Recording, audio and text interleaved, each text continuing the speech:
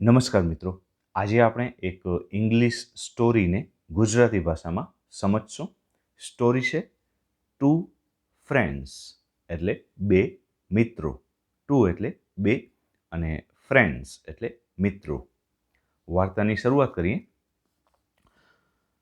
Rohit and Mohit were friends. Rohit અને મોહિત મિત્રો હતા. ફ્રેન્ડ્સ એટલે મિત્રો. Rohit was thin. રોહિત પાતળો હતો. થીન એટલે પાતળો. And Mohit was fat. અને મોહિત જાડો હતો. અહીં ફેટ એટલે જાડો અને થીન મીન્સ પાતળો. વન ડે એટલે એક દિવસ. They both went into a jungle. તેઓ બંને જંગલમાં ગયા. To cut wood. લાકડા કાપવા માટે. વન ડે એટલે એક દિવસ. ધે બોથ એટલે તેઓ બંને. ધે એટલે તેઓ અને બોથ એટલે બંને. વેન્ટ એટલે ગયા. ઇન્ટુ અ જંગલ એટલે જંગલની અંદર. ટુ કટ વુડ એટલે લાકડા કાપવા માટે. અહીં કટ એટલે કાપવું અને વુડ એટલે લાકડા. સડનલી. સડનલી એટલે અચાનક. અચાનક they saw a bear coming towards them. તેઓએ એક રીંછને તેમની તરફ આવતા જોયો. સડનલી એટલે અચાનક. they saw a bear એટલે તેઓએ એક રીંછને જોયો. કમિંગ ટુવર્ડ્સ ધેમ તેઓની તરફ આવતો. અહીં ટુવર્ડ્સ એટલે ની તરફ અને ટુવર્ડ્સ ધેમ એટલે તેઓની તરફ.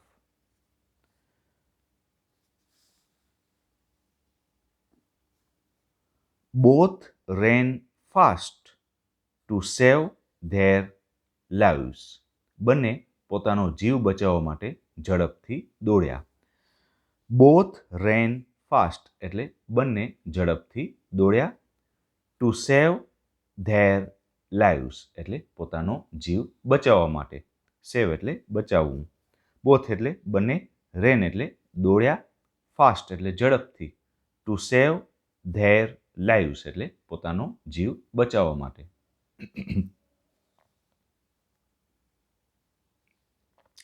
Rohit was thin.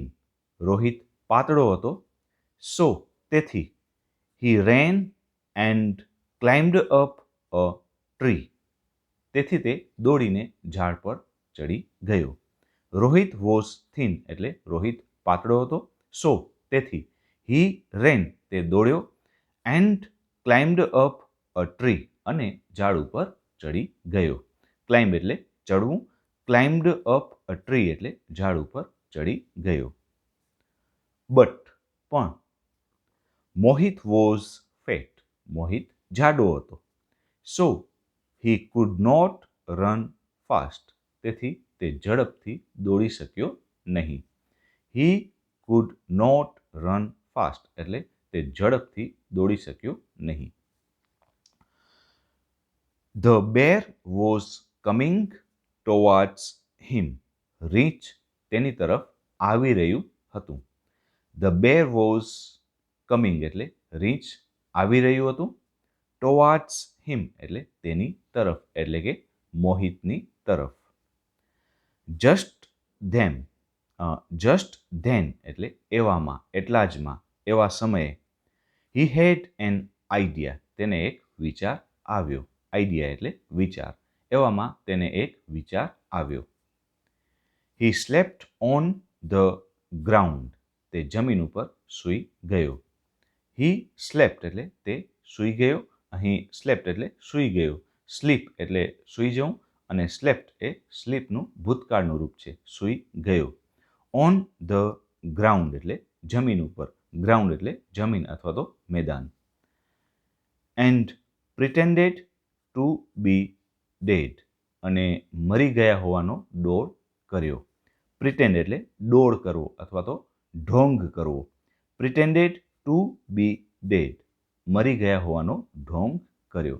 રીંછને આવતો જોઈ અને મોહિત છે એ જમીન ઉપર સૂઈ ગયો અને મરી ગયા હોવાનો ઢોંગ કર્યો. આગળ જોઈએ. ધ બેર કેમ near Mohit.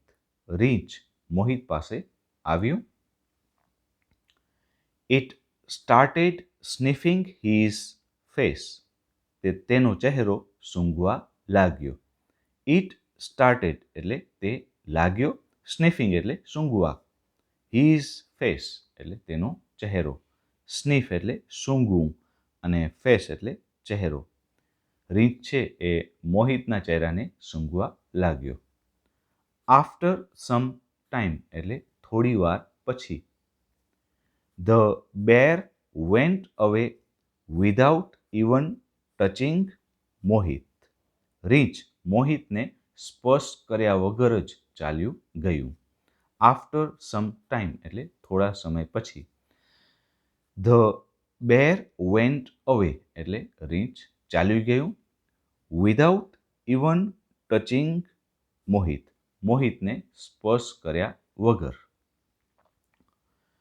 Rohit climbed down from the tree. Rohit ઝાડ પરથી નીચે ઉતર્યો. ક્લાઇમ્બ ડાઉન એટલે નીચે ઉતરવું. રોહિત ક્લાઇમ્ડ ડાઉન એટલે રોહિત નીચે ઉતર્યો. ફ્રોમ ધ ટ્રી એટલે ઝાડ પરથી. હી રેન ટુ મોહિત. તે મોહિત પાસે દોડી ગયો. એન્ડ વોક હિમ અપ અને તેને જગાડ્યો.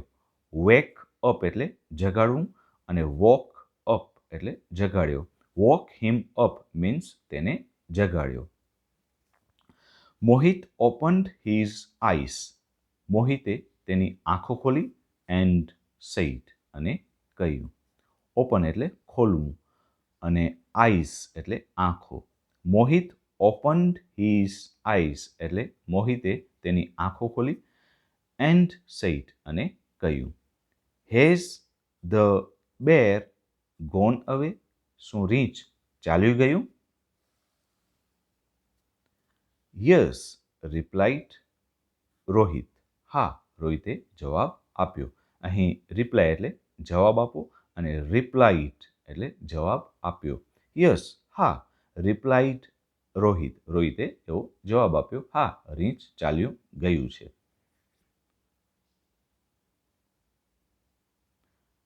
Thank God. હા, હે ભગવાન, ભગવાનનો આભાર. I am saved. હું બચી ગયો.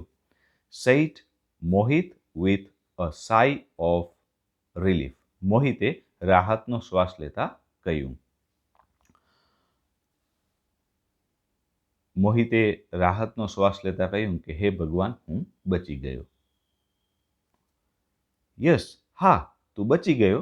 But what did the bear tell you. પણ રીંછે તને શું કહ્યું? આસ્ક્ડ રોહિત. રોહિતે પૂછ્યું. રોહિતે એવું પૂછ્યું કે હા, તું બચી ગયો છે, પણ રીંછે તને શું કહ્યું? I saw him saying something in your ear. મેં તેને તારા કાનમાં કંઈક કહેતો જોયો. આઈ સો હિમ એટલે મેં તેને જોયો એટલે કે મેં રીંછને જોયો. સેઇંગ કહેતા, સમથિંગ કંઈક, ઇન યોર ઇયર એટલે તારા કાનમાં. મેં રીંછને તારા કાનમાં કંઈક કહેતા જોયો.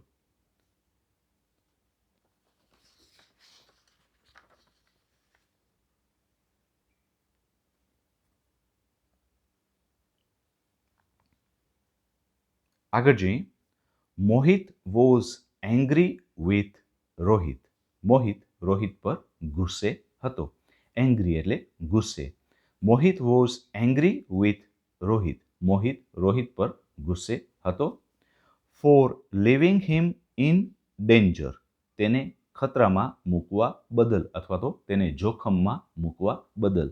મોહિત છે એ રોહિત ઉપર ગુસ્સે હતો કારણ કે રોહિતે મોહિતને જોખમમાં મૂકી દીધો હતો. ડેન્જર એટલે ખતરો અથવા તો જોખમ.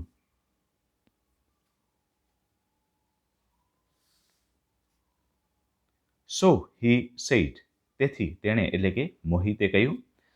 ધ બેર ટોલ્ડ મી, રીંછે મને કહ્યું. Not to trust a friend, એવા મિત્ર પર વિશ્વાસ ન કરવો. who runs away, જે ભાગી જાય. And leaves you alone in a difficulty, અને મુશ્કેલીમાં તમને એકલા મૂકી દે.